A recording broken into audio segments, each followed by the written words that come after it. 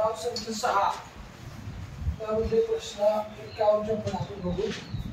प्रश्न 51 काय लिहिलंय? कमाल ते किमान अशा क्रमामध्ये समसंख्यांचा गट कोणता? कमाल ते किमान म्हणजे काय? कमाल ते किमान म्हणजे काय? लहानापासून मोठ्यापर्यंत म्हणजे काय? चढता क्रम ते उतरता क्रम.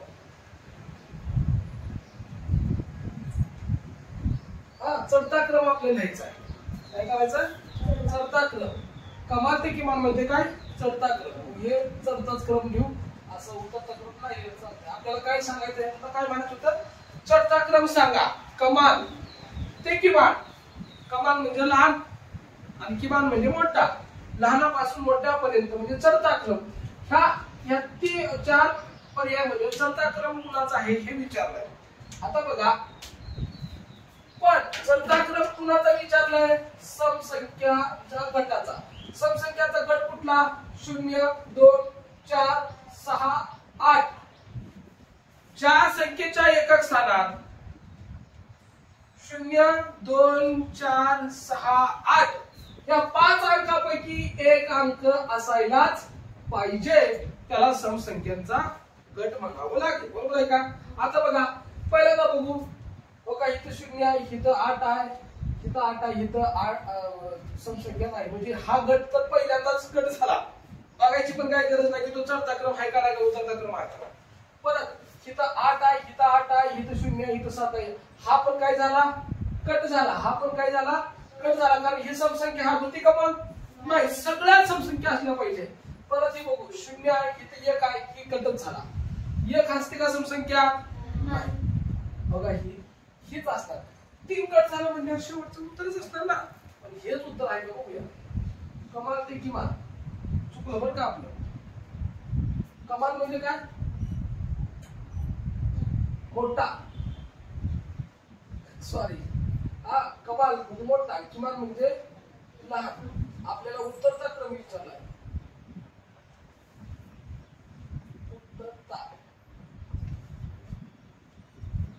उतरता क्रम विचारलाय. काय विचारलाय? उतरता क्रम. बोलता झालं तसं. कमाल ते किमान. कमाल म्हणजे मोठा, मोठ्यापासून लहानाकडे उतरता क्रम विचारला. हेच उत्तर असणार. बघा, ही 82 सगळ्यात 0 एकक स्थानात 0 समसंख्याचा आहे का गट? बघा, 0 आहे, 0 आहे, 8 आहे, 8 आहे. आहे का नाही? ही सगळी समसंख्या आहे. ही 82,000 आहे, ही 81,000 आहे, ही 63,000 आहे, ही 13,000 आहे. उतरता क्रम आला का नाही? 82 नंतर 81, 81 नंतर 63, 63 नंतर 13. हे उत्तर आहे. कळालं का? फक्त एवढं चुकलं होतं. कमाल सांगता चुकलं. कमाल म्हणजे मोठा आणि किमान म्हणजे लहान. आणि आपल्याला इथं काय विचारलं होतं? कमाल ते किमान म्हणलं का उतरता क्रम, आणि किमान ते कमाल म्हणलं का काय होणार? चढता क्रम. कळालं का? हे प्रश्न बघा. जर प्रत्येक ओळ आणि प्रत्येक स्तंभ, प्रत्येक ओळ, प्रत्येक स्तंभ, प्रत्येक कर्ण, कर्ण म्हणजे असा, असं 4y(x) 8y(2) असं. प्रत्येक ओळ, प्रत्येक स्तंभ, प्रत्येक कर्ण यांची बेरीज समान आहे. कशी आहे? बेरीज कशी आहे? समान आहे. तर x y z ची किंमत लिहा. तर x y z ची किंमत क्रमशः लिहा. बघा, मी सांगतो. x y आणि z ची किंमत क्रमाने लिहायची. इथंच उत्तर आले बघा. पाहिजे ह्याच कॉलम मध्ये उत्तर निघते सगळं. इथं काय? 4 + 9 + 2. 4 आणि 2 किती? 4 आणि 2 10. 6. 4 आणि 2 6. 6 आणि 9 किती आला मग? 6 9 15. 6 9 15. इथं काय म्हणताय? प्रत्येक ओळ, प्रत्येक स्तंभ आणि प्रत्येक कर्ण यांची बेरीज समान आहे.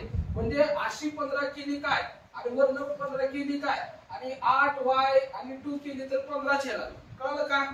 म्हणजे आपल्याला कळालं की ह्यांची बेरीज किती यायला पाहिजे 15 15 15 15 यायला पाहिजे. कळालं का? आडवी आडवी ओळ जर 15 येते तर ह्याची पण 15 यायला पाहिजे, ह्याची पण 15 यायला पाहिजे. हो का? 8 आणि 1 9 9 मध्ये किती सॉरी 9 मध्ये किती मिसळायचं म्हणजे 15 येईल 6 म्हणजे ह्या x च्या ठिकाणी किती आला 6. हो का? 6 आणि 1 7 7 आणि 8 15 झालं का 15. आता इथं काय करू इथं बघा 3 इथं 5 घेऊ पर्यायामध्ये. पहिला पर्याय बघा काय सांगितलाय 6 6 कोणकोणचे पर्याय बघा 6 कुठला पर्याय बघा पर्याय सांगा 6 कुठला पर्याय पहिल्या आणि चौथ्या. पहिला पर्याय सांगा 6 6 6 5 7 आणि चौथा पर्याय 6 7 ही दोनच पर्याय. आपण ही दोनच काय उचललं कारण ह्याच्यात 6 6 आपल्याला कळालं ना x म्हणजे कोण आहे 6. हे काय नीट कळलं का तुम्हाला समजतं काही काय म्हणते माहितीये का की असं म्हणतंय हे काय म्हणतंय की ओळ आणि स्तंभ आणि कर्ण याची बेरीज समान आहे. म्हणजे तुम्ही अशी केली काय 8 आणि 1 9 आणि ही x यांची बेरीज 15 येणार 8 3 4 ह्यांची पण बेरीज 15 येणार. बघायचं असेल तर बघा 8 आणि 3 11 11 आणि 4 15 ह्यांची पण बेरीज बघा 15 येणार 4 9 2 15. कळतंय का? कुणी कशी बेरीज करा उभी करा आडवी करा बेरीज 15 येणार. मग x 8 आणि 1 9 9 मध्ये किती मिसळावं म्हणजे 15 येईल तर 6. आणि मग हे x जर 6 असला तर पहिल्यांदा 6 कुणाच्या पर्यायात आहे तर 1 आणि 4 च्या पर्यायात. मी तर पर्याय दिलाच नाही. मग दुसरा आणि तिसरा बघायचं काही गरज आहे का नाही. मग ह्या दोन पर्यायापैकीच उत्तर असणार. आता बघा ज्यावेळेस आपण पर्यायांचा कमी करतो ना पर्याय त्यावेळेस आपलं उत्तर बरोबर येतं. 4 पर्याय होतं 2 ऑटोमॅटिक आपण काय केलं कट केलं राहिलं 2 2 मध्ये उत्तर असणार. आता बघा हे पर्याय घेतो 6 घेतलं इथं ठेवतो 5 इथं ठेवतो 5 आणि इथं ठेवतो 7. 3 आणि 5 8 8 आणि 7 15 आणि म्हणजे x किती 5 आणि z किती 7. पहिलाच पर्याय बरोबर आहे. पहिलाच पर्याय बरोबर आहे. कळालं का? जाऊ बघा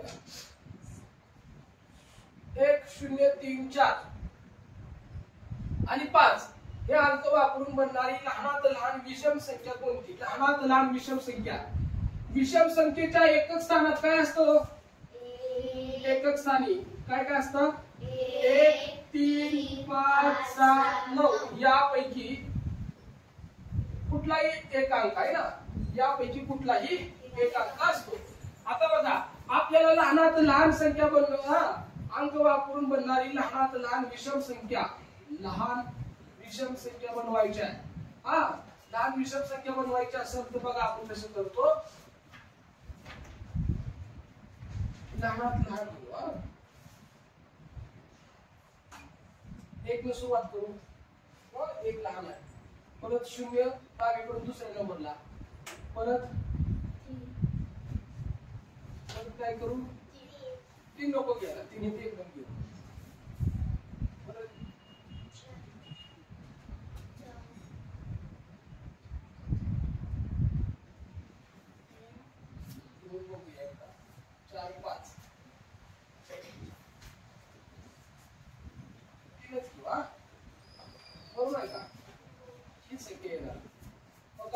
एक लहान 0 डावीकडून दुसरा परत 3 4 5 5 एकक स्थानात आलंच ना ही विषम संख्या.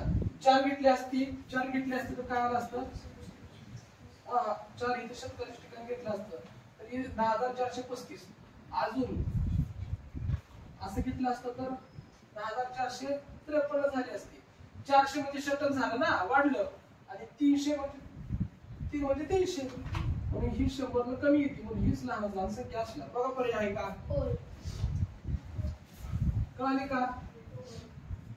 आता आपण अशा बनवून बघायच्या. हे बघा 3-4 बनवल्या, बनवायच्या आणि मग त्यात ठरवायचं की कुठली लहान आहे. एकदमच उत्तर गोल करायचं नाही.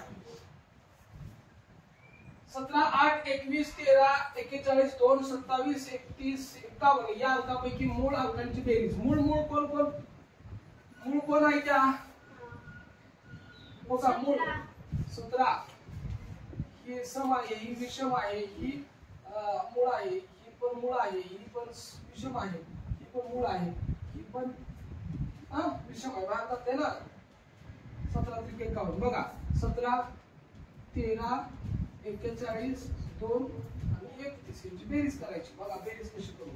आणि 51 राहिली, 51 नाही. हा 51 17 त्रिक 51 होते.